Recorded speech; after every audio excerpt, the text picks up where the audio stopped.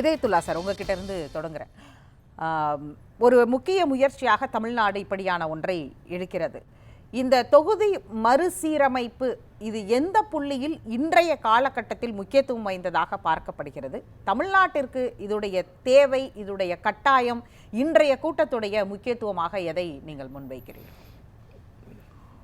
அரசியலமைப்பு சட்டத்தை பாதுகாப்பது, இந்திய மக்கள், இந்திய வாழக்கூடிய மாநிலங்களுடைய உரிமைகளை பாதுகாப்பது, எல்லா மாநிலங்களுக்கும் எந்தெந்த மாநிலமெல்லாம் ஒன்றிய அரசு கூறிய திட்டங்களை முறையாக செயல்படுத்தினார்களோ அவர்களுக்கு அநீதி வராமல் பார்த்துக்கொள்வது, எந்தெந்த மாநிலங்கள் ஒன்றிய அரசு கூறிய குடும்ப கட்டுப்பாடு, கல்வி உட்பட உள்ள சட்டங்களை முறையாக நிறைவேற்றாமல் அப்படிப்பட்டவர்களுக்கு சலுகை வழங்குவது என்பதை தடுப்பதற்கான ஒரு கூட்டமாக கூட நான் கருதுகிறேன். அதாவது நேர்மையாக இருக்கக்கூடிய பிள்ளைக்கு எதிராக ஒரு தாய் இருக்கக்கூடாது, இருக்க முடியாது. அதே போன்று அநீதியாக செயல்படக்கூடிய ஒரு குழந்தைக்கு ஆதரவாக அந்த தாய் இருக்கக்கூடாது. வேண்டுமென்றால் 2 பேருக்கும் சமமாக வென்றால் நடக்கலாம். காரணம் என்னால் ஒரு தாய் மக்கள், அதுதான் உண்மை. அந்த அடிப்படையில் இன்றைக்கு ஒன்றிய அரசு கூறிய குடும்ப கட்டுப்பாடு உட்பட்ட பல சட்ட திட்டங்களை மாநில வளர்ச்சி, மாநில கல்வி வளர்ச்சி, பொருளாதார வளர்ச்சி என்று செய்திருக்கக்கூடிய, குறிப்பாக தென்னிந்திய மாநிலங்கள், அது மட்டுமல்ல பஞ்சாப் போன்ற மாநிலங்கள், இவைகளுக்கு எதிரான ஒரு நிலைப்பாடு வந்துவிட்டால் அது இந்திய ஒன்றியத்தினுடைய வளர்ச்சிக்கு எதிராக இருக்கும், அதனுடைய அரசியலமைப்பு சட்டத்துக்கு எதிராக இருக்கும். ஏற்கனவே நம்முடைய அரசுகள், முந்தைய அரசுகள் 71, 70 அந்த காலகட்டத்தில் நடந்தது என்ன என்று சொன்னால், இது தொடரலாம், இப்பொழுது இருக்கக்கூடிய பாராளுமன்ற உறுப்பினருடைய எண்ணிக்கை அப்படியே தொடரலாம் என்று கூறியபடி 2026 மறுசீரமைப்பு அமைக்க வேண்டும் என்று நாம் தான் சட்டம் போட்டிருக்கோம். அந்த நாம் போட்ட சட்டத்தை நாம் நிறைவேற்றி ஆகணும். அப்படி நிறைவேற்றி ஆகும்போது நாம் போட்ட நம் மக்களுக்காக அந்த சட்டம் இருக்க வேணும். செருப்புக்காக கால்கள் இருக்கக்கூடாது, கால்களுக்காகத்தான் செருப்பு இருக்க வேண்டும் என்ற அடிப்படையில் தான் இன்றைக்கு தமிழக முதல்வர் மாண்புமிகு ஸ்டாலின் அவர்கள் ஒத்த கருத்துள்ள இந்த மாநிலங்களை எல்லாம் அழைத்து பாதிப்பு வந்துவிடக்கூடாது. அதாவது 2 விஷயம் ஒன்று புரியணும்னா, நாங்கள் ஏற்கனவே இருக்கக்கூடிய உறுப்பினர்கள் எண்ணிக்கையை குறைக்க மாட்டோம் என்று சொல்லும் அதே நேரத்தில் பிற மாநிலங்களுக்கு எண்ணிக்கையை நாங்கள் அதிகப்படுத்த மாட்டோம் என்று சொன்னால்தான் அது நீதியாகவும் நெறியாகவும் இருக்கும்.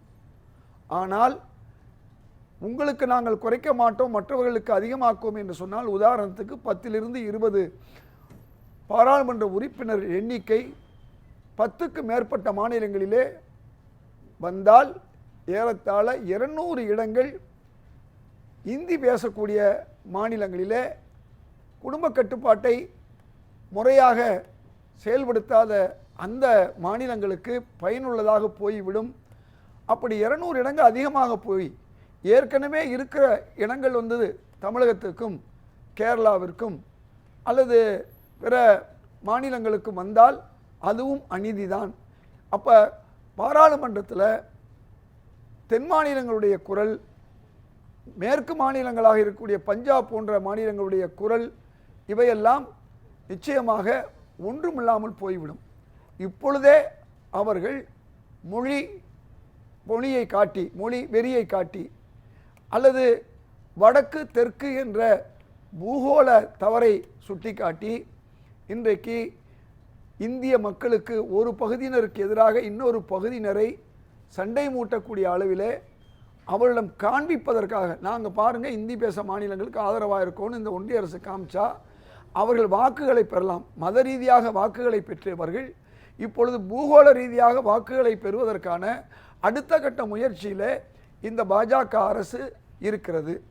இது ஒரு புறம் இருக்கட்டும். இன்னைக்கு பிரச்சனை என்னன்னு சொன்னால், அவர்கள் வைக்கக்கூடியது இப்போதைக்கு இவ்வளவு அவசரமாக இதை ஒரு அரசியல் உள்நோக்கத்தோட தான் நீங்க எல்லாரும் இதை முன்வைக்கிறீங்க அப்படின்ற ஒரு பார்வையை அவங்க வைக்கிறாங்களே.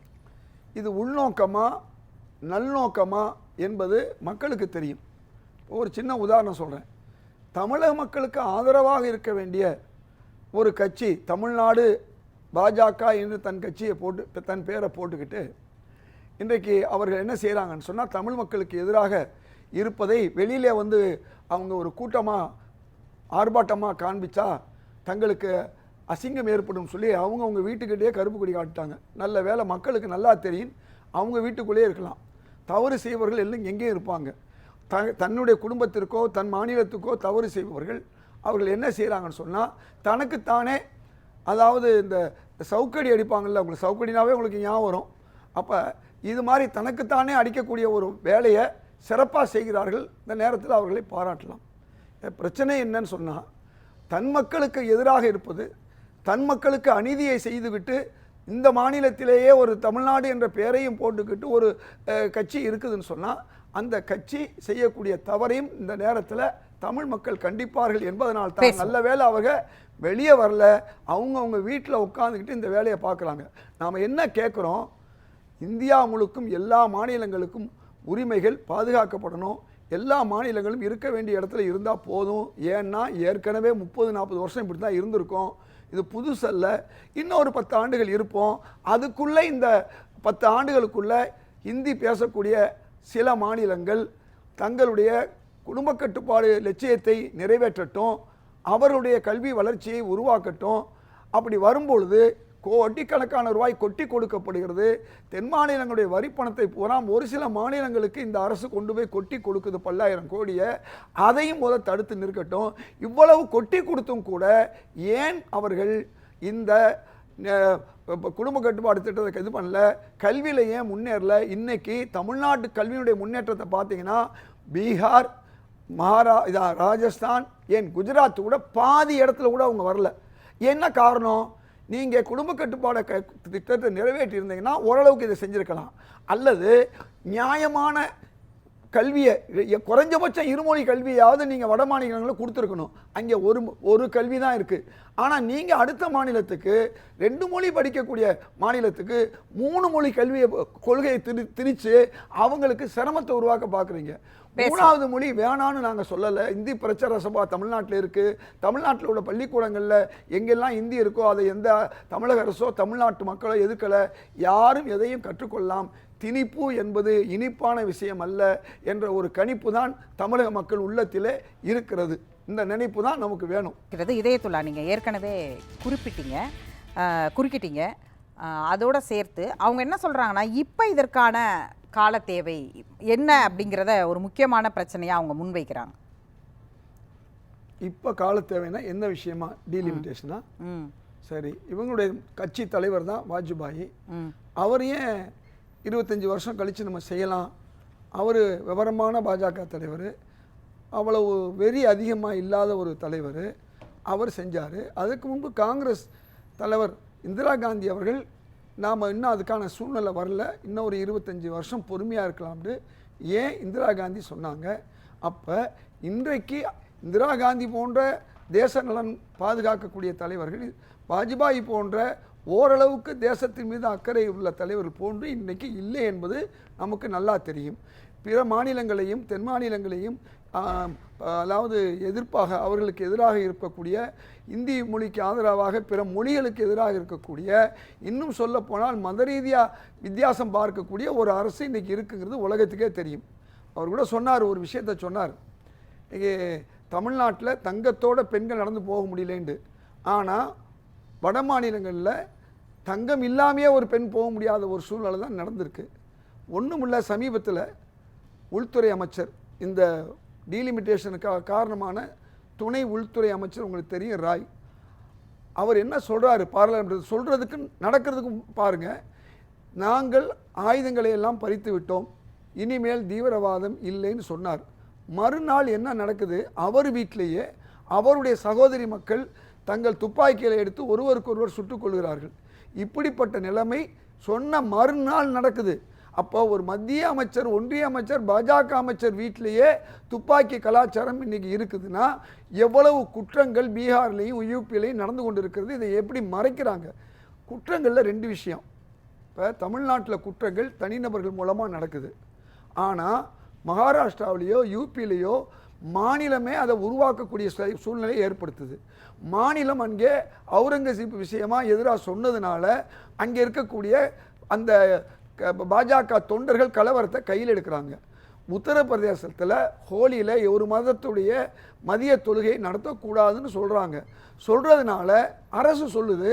அதன் விளைவாக அங்கே உள்ள மக்கள் மசூதியை இடிப்பதோ, மசூதிக்கு முன்னால் வந்து டான்ஸ் ஆடுவதோ, பிற மதங்களுக்கு எதிரான ஒரு நிலையை உருவாக்குவதோ நடந்து கொண்டிருக்கிறது. இதைத்தான் நாங்கள் சொல்கிறோம், அரசே கலவரத்துக்கு காரணமாக இருப்பது. ஏற்கனவே உங்களுக்கு தெரியும், தமிழ்நாட்டில் துப்பாக்கி சூடு நடந்த அந்த நம்முடைய தூத்துக்குடியில் கூட அரசு பின்னணியில் இருந்ததுங்கிற மாதிரி நமக்கு தெரியும். இப்படி ஒரு அரசு வந்து கலவரத்தை உருவாக்குறது, கற்பழிப்பு, கொலைகளுக்கெல்லாம் பின்னணியில் இருக்கக்கூடிய ஒரு சூழ்நிலை வேற. ஒரு அரசு ஒரு குற்றம் நடந்தால் அதை தடுக்கிறதுக்கு உடனடியாக, அதாவது சமீபத்தில் நடந்த பல கொலைகளில் மறுநாளோ அதே நாளோ அந்த குற்றவாளிகளை பிடிப்பது என்ற ஒரு அரசு இன்னைக்கு இருக்குது. அது மட்டுமல்ல, தகுந்த நடவடிக்கை எடுக்கக்கூடிய ஒரு அரசு தமிழ்நாட்டில் இருக்கும்போது இந்தியாவில் இருக்கக்கூடிய பிற மாநில முதல்வர்கள் பாராட்டக்கூடிய அமைதியான ஒரு மாநிலமாக இருக்குங்கிறத பாராட்டுறது மட்டுமல்ல, வட மாநில மக்களும் வேற எந்த மாநிலத்துக்கும் போகாம தமிழ்நாடு ஒரே செகண்ட். இப்ப இங்க பாத்தீங்களா, நரேட்டிவ் வந்து டீலிமிட்டேஷன், லா அண்ட் ஆர்டருக்கு அவங்க ஆரம்பிச்சு நம்ம பதில் சொல்லிட்டு இருக்கோம் பாத்தீங்களா, அதுதான் அவங்களுக்கு கொடுக்குற நம்ம வெற்றி. எதனாலனா டீலிமிட்டேஷன் தமிழ்நாட்டுக்கு எதிரானது. தமிழ்நாட்டுக்கு எதிரான விஷயத்தை நம்ம குரல் எழுப்புனா இவங்க டைவர்ட் பண்றதுக்காக சம்பந்தமே இல்லாத விஷயத்தை சொல்லிடுறாங்க. நானும் இணையத்திலாம் சேர்ந்து 20 நிமிஷம் அதுக்கு டைமை வேஸ்ட் பண்ணிட்டோம். சரி, இப்போ என்னுடைய ஒரு கேள்வி இருக்கு தரணிதரன், உங்ககிட்ட அந்த கேள்வியையும் நான் முடிச்சுக்கிறேன். நான் டீலிமிட்டேஷனுக்கு தான் வர்றேன். இருங்க நாகராஜ், இருங்க, அவர் முதல் சுற்றோட தான் இருக்காரு, இப்பதான் இரண்டாவது சுற்றுல பேசவே இல்லை, அதுக்கு சொல்ல வர்றேன். அதாவது இந்த டீலிமிட்டேஷனை பொறுத்தவரை உங்க கட்சி ஆதரவு, உங்களுடைய கூட்டணி கட்சிகளும் இங்கே வந்திருக்கிறாங்க. அதனால இது வந்து வெறும் கட்சி நீங்க பிரிக்க வேண்டியதில்லை. பாஜகவுக்கு ஆதரவாக இருக்கக்கூடிய பவன் கல்யாணுடைய கட்சி அவங்களும் இதை ஆதரிக்கிறாங்க அப்படின்னு சொன்னா அவங்களுக்கு தன் மாநிலத்துடைய உரிமையை பாதுகாக்கணுங்கிற எண்ணம் இருக்கு. ஏன் பாஜகவுடைய மாநிலத்துடைய தலைவருக்கோ அல்லது சகோதரர் நாகராஜ் போன்றவர்களுக்கு அந்த ஆர்வம் வரலைங்கிறது தான் என்னுடைய கேள்வி. இன்னொரு விஷயம், இன்றைக்கு கருப்பு கொடி காட்டணும்னு சொன்னால் அது யாருக்கு எதிராக? தமிழ் மக்களுக்கு எதிராக, தமிழர்களுக்கு எதிராக நீங்கள் காட்டுறீங்க. இதைத்தான் எங்கள் தலைவர் சிவகுமார் கர்நாடகத்திலிருந்து வரும்போது கேட்குறாரு. இந்த மாதிரி அண்ணாமலை அப்போ அவர் தெளிவாக சொல்கிறார், அண்ணாமலை பற்றி எங்களுக்கு தெரியும், அண்ணாமலை வந்து எங்கள் ஊரில் தான் அவர் வேலை செஞ்சார், நான் பியூர் எந்த அளவுக்கு அவர் உள்வாங்கி சொல்கிறாருன்னா, ஏற்கனவே அண்ணாமலை சொல்லியிருக்காருன்னா, நான் அதாவது பியூர் கர்நாடிகான்னு சொன்னார், நான் தான் கன்னடகன்னு சொன்னார். இங்க வந்து தமிழ்நாட்டுக்கு ஆதரவா தமிழ்நாட்டு தலைவர் ஆன பின்னால நான் தமிழ்நாடு உண்மையாவே இப்ப தரணிதரன் சொல்ற மாதிரி இது டீவியேட் ஆகி வேற பக்கம் தான் போயிட்டு இருக்கு. எதுக்கு சொல்ல வரேன், இந்த டீலிமிட்டேஷன் விஷயத்துல இன்னைக்கு இந்தியாவில் எந்தெந்த மாநிலங்கள் அதிகமாக கல்வி பெற்ற மாநிலங்களோ, எதெல்லாம் குடும்ப கட்டுப்பாடு முறையாக பண்ணாங்களோ அவர்கள் எல்லாம் வந்திருக்காங்க தங்கள் உரிமைகளை கேட்பதற்கு. இது ஏற்கனவே இருக்கக்கூடிய முந்தைய தலைவர்கள் வாஜ்பாயா இருக்கட்டும், இந்திரா காந்தியா இருக்கட்டும் ஏற்றுக்கொண்டது. அதை ஏன் இவர்கள் ஏற்கக்கூடாதுங்கிற கேள்விதான் எனக்கு.